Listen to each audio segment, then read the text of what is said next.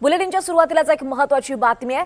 शिंदे सेनेचे नगरसेवक रमेश म्हात्रेनं रुग्णालयात कर्मचाऱ्यांवर हल्ला केला आणि याच हल्ल्याच्या निषेधार्थ आता राज्यभरातल्या रुग्णालयांमधले ओपीडी हे 24 तासांसाठी बंद राहणार आहेत। इंडियन मेडिकल असोसिएशनच्या महाराष्ट्र शाखेनं 20 जुलैला म्हणजेच उद्या 24 तासांसाठी ओपीडी सेवा बंद ठेवण्याचा निर्णय घेतलाय आणि मार्डनं सुद्धा या आंदोलनाला पाठिंबा दिलाय। मात्र ते संपात सहभागी होणार नाहीयेत। ओपीडी बंद आंदोलन 20 जुलैला सकाळी 6 वाजता सुरू होणार आहे। हे आंदोलन 21 जुलैला सकाळी 6 वाजेपर्यंत सुरू राहणार आहे। या काळामध्ये नियमित ओपीडी सेवा, नियोजित शस्त्रक्रिया बंद राहतील, तर आपत्कालीन विभाग, अतिदक्षता विभाग, प्रसूती सेवा नियमितपणे सुरू राहतील।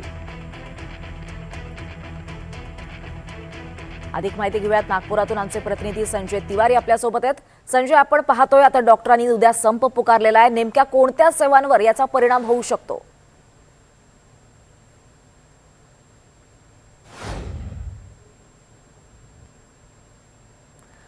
संजय, आपल्यापर्यंत आवाज पोहोचतोय?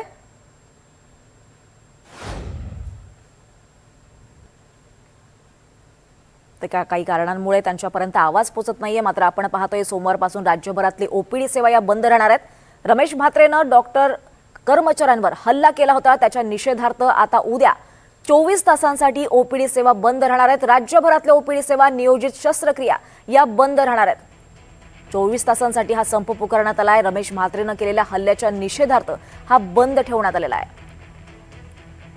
तर हे आंदोलन 21 जुलैला सकाळी 6 वाजता सुरू होणार आहे।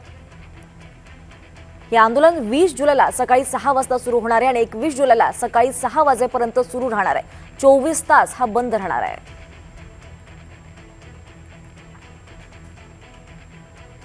दरम्यान पुणे जिल्ह्यातले 10,000 डॉक्टर उद्या संपावर जात आहेत।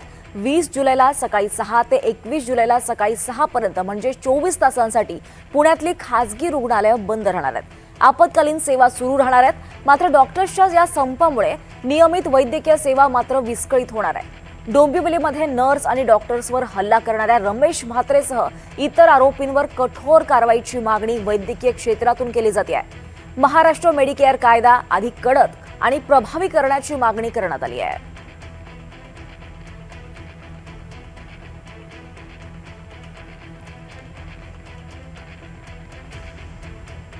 या संदर्भात अधिक माहिती घेऊयात। आमचे प्रतिनिधी पुण्यातून यशपाल सोनकांबळे आपल्या सोबत आहेत। यशपाल, आपण पाहतोय आता 24 तासांसाठी हा बंद पुकारण्यात आलेला आहे, नेमका कसा आणि कोणत्या सेवांवर याचा परिणाम होऊ शकतो?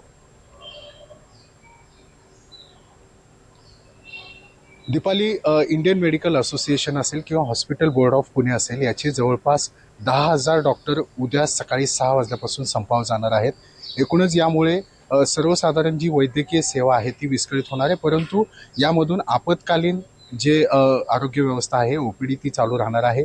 त्या ठिकाणी शिकाऊ डॉक्टरांची मदत घेतली जाणार आहे। परंतु एकूणच राज्यभरामध्ये डॉक्टर आणि परिचारिकांवर ज्या पद्धतीने जीवघेणे हल्ले होत आहेत, त्याच्या निषेधार्थ हे डॉक्टर उद्या 1 दिवसीय संपामध्ये सहभागी होणार आहेत। डोंबिवलीमध्ये ज्या पद्धतीने डॉक्टरांवर हल्ला झाला होता आणि त्यानंतर म्हात्रे यांना अटक झाली, पिता पुत्रांना, आणि त्या पुढच्या काळामध्ये राज्यभरातून डॉक्टर वैद्यकीय क्षेत्रात संताप व्यक्त करण्यात आला होता आणि त्या निषेधार्थच या ठिकाणी राज्यभरातल्या सर्व इंडियन मेडिकल असोसिएशनच्या डॉक्टरांनी संप पुकारलाय।